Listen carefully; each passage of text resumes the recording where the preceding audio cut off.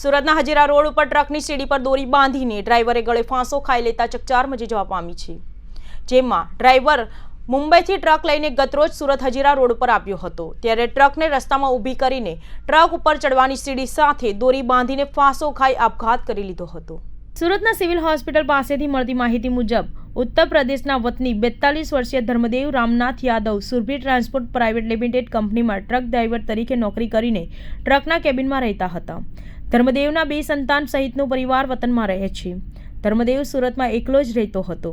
મૃતક ધર્મદેવ મુંબઈથી ટ્રક લઈને ગતરોજ સુરત હજીરા રોડ ઉપર આવ્યો હતો, ત્યારે ટ્રકને રસ્તામાં ઊભી કરી ટ્રક ઉપર ચડવાની સીડી સાથે દોરી બાંધી ફાંસો ખાઈ આત્મહત્યા કરી લીધી હતી। બનાવની જાણ થતાં ઈચ્છાપુર પોલીસ ઘટના સ્થળે દોડી જઈને મૃતદેહને પોસ્ટમોર્ટમ માટે નવી સિવિલ હોસ્પિટલ ખસેડાયો હતો।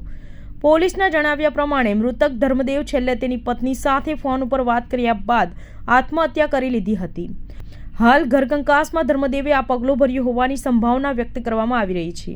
જોકે મૃતકના આપઘાતને પગલે 2 સંતાને પિતાની છત્રછાયા ગુમાવી છે, જેથી પરિવારમાં શોકનો માહોલ છવાઈ ગયો હતો।